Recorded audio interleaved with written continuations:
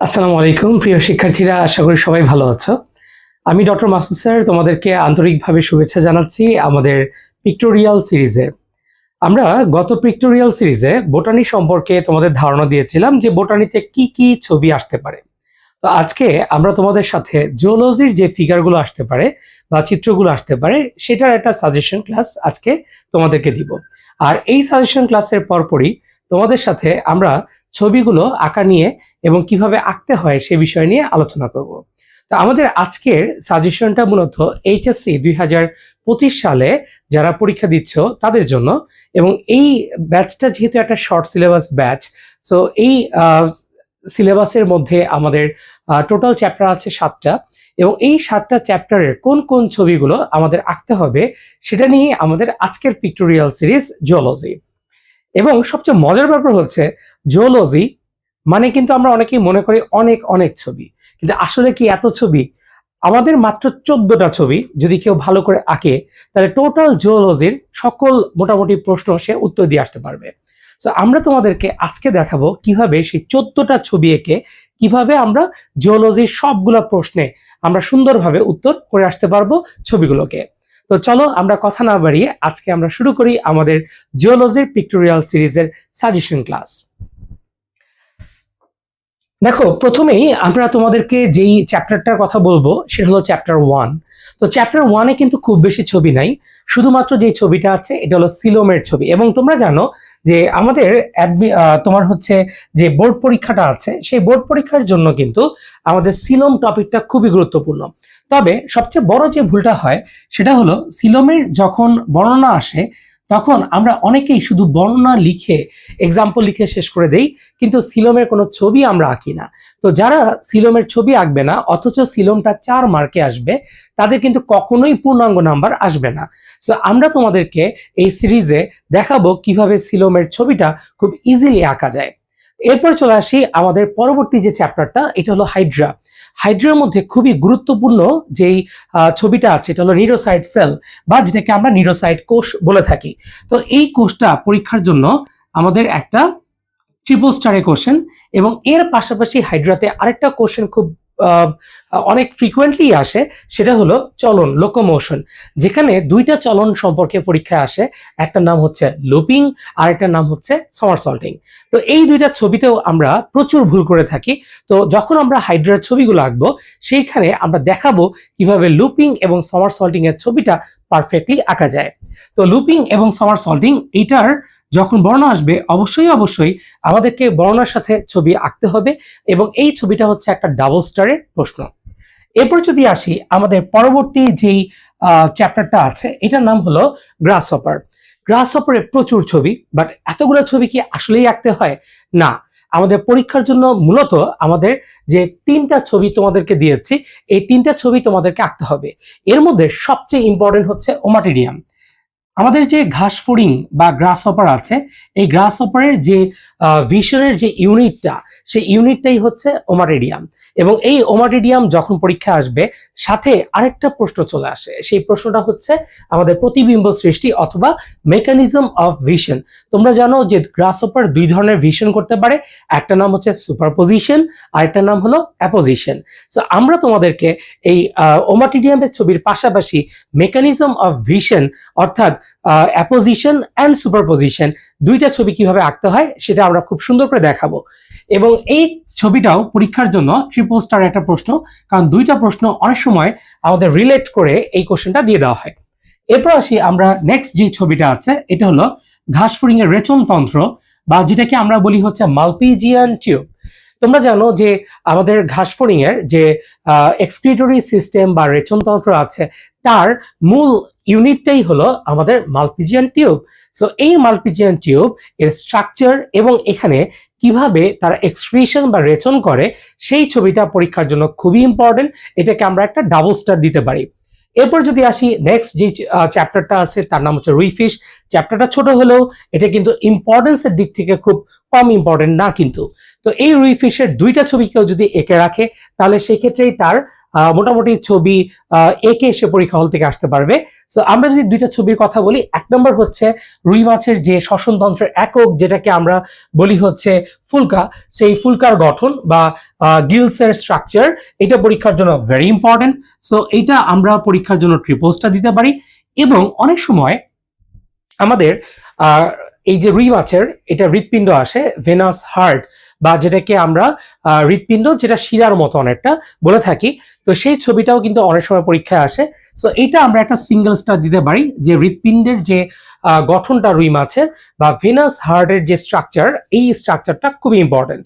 তো এটা আমরা সাধারণত 2 মার্কের কোশ্চেনে যদি আসে, ছবি প্লাস মাইনাস আঁকতেও পারো, নাও আঁকতে পারো। তবে আমি বলি কি, যখন কোনো একটা স্টুডেন্ট ছবিটা আঁকবে, আঁকার পর যদি দেখে পরবর্তী স্টুডেন্টগুলো ছবি আঁকে নাই, টিচার কিন্তু কিছুটা হলেও যে ছবিটা আঁকছে তাকে কিন্তু নাম্বার একটু বেশি দিবে।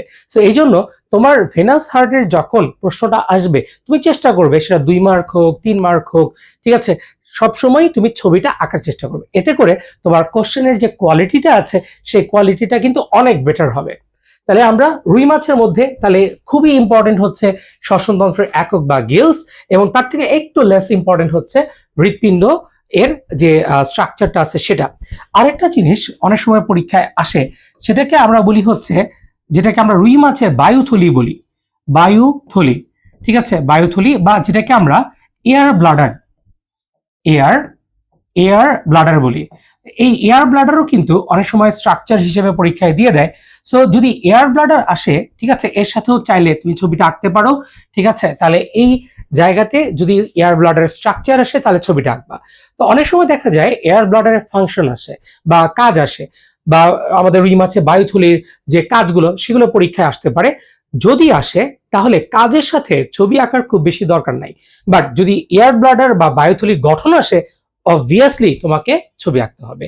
সো এই জন্য তোমরা এখানকার মধ্যে সবচেয়ে ভালো করে শিখে রাখবা তার ফুলকা তন্ত্রের গঠন বা গিলসের গঠন, ঠিক আছে, আর বাকিগুলা একটু দেখে রাখবা যাতে পরীক্ষা হলে যদি আসে যেন তুমি এই ছবিটা আঁকতে পারো।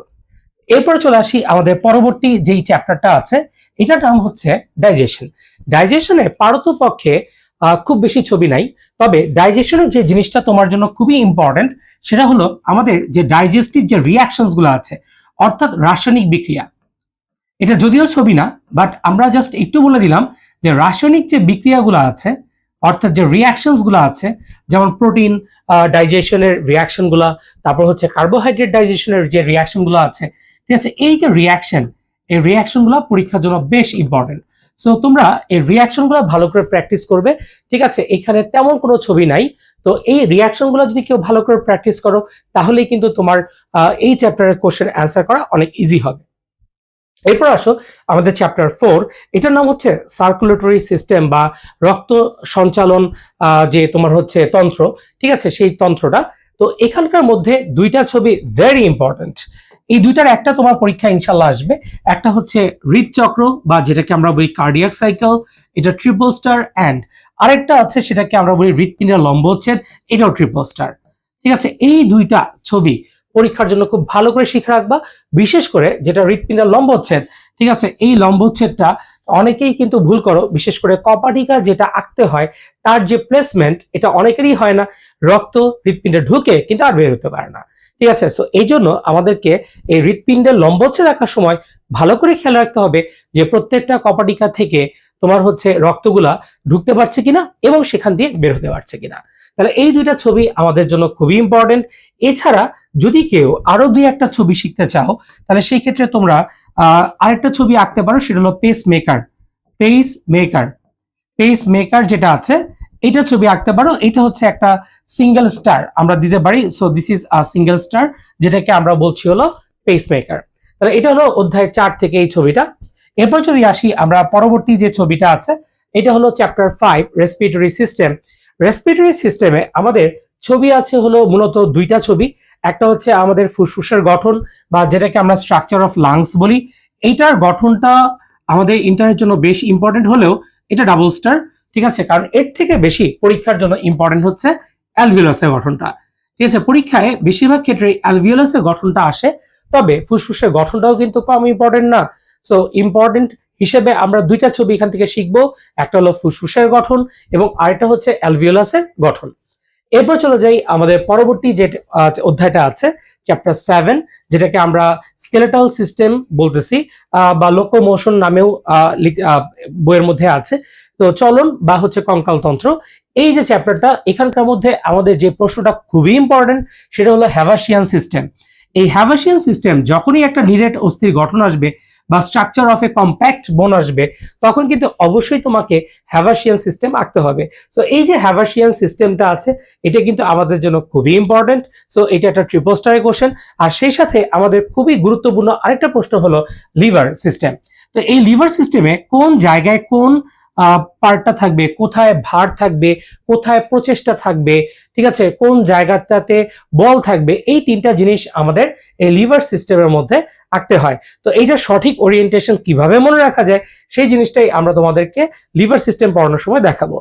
এরপর আসি আমাদের লাস্ট যে অধ্যায়টা আছে, এই লাস্ট অধ্যায়টা হলো জেনেটিক্স। এই জেনেটিক্সেও কিন্তু তেমন কোনো ছবি আঁকার মতো নাই। সো এই জেনেটিক্সে যে জিনিসটা আমাকে খুব ভালো করে শিখতে হবে সেটা হলো যে মেন্ডেলের যে সূত্রগুলো আছে, এই সূত্রগুলো যখন আমরা লিখব তখন এটা প্রপারলি আমরা লিখছে কিনা, চেকার বোর্ডটা ঠিক মতো হচ্ছে কিনা, ঠিক আছে, এই জিনিসগুলো আমাদের দেখতে হবে। যদিও এটা ছবির অন্তর্গত না, বাট চেকার বোর্ড, তারপর হচ্ছে সূত্রের মধ্যে জিনোটাইপ, ফিনোটাইপ, গ্যামিট কিভাবে লেখে, এই জিনিসগুলো কিন্তু একটু জানার এবং বোঝার জিনিস আছে। তো আমাদের এই চ্যাপ্টার 11-এ অন্যরকম কোনো ছবি না থাকলেও আমরা ল যখন লিখতে যাব তখন কিভাবে এই ল গুলোকে প্রপারলি লেখা যায় সেই ব্যবস্থাই আমরা তোমাদেরকে দেখাবো। তো এই ছিল আমাদের এই টোটাল 7টা অধ্যায়। এই 7টা অধ্যায়ের ছবিগুলো তোমরা খেয়াল করবে যে মাত্র 14টা ছবি যদি কেউ জিওলজি থেকে প্র্যাকটিস করে যায়, তাহলেই কিন্তু সে পরীক্ষার হলে খুব সুন্দর করে সবগুলো ছবির উত্তর দিয়ে আসতে পারবে।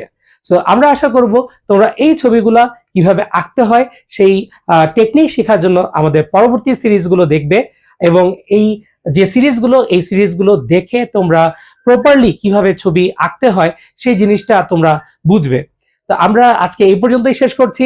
তোমাদের পরবর্তী যে সিরিজটা আছে সেই সিরিজটা দেখার আমন্ত্রণ জানিয়ে আমি doctor Masud sir concept academy থেকে বিদায় নিচ্ছি। খুদা হাফেজ।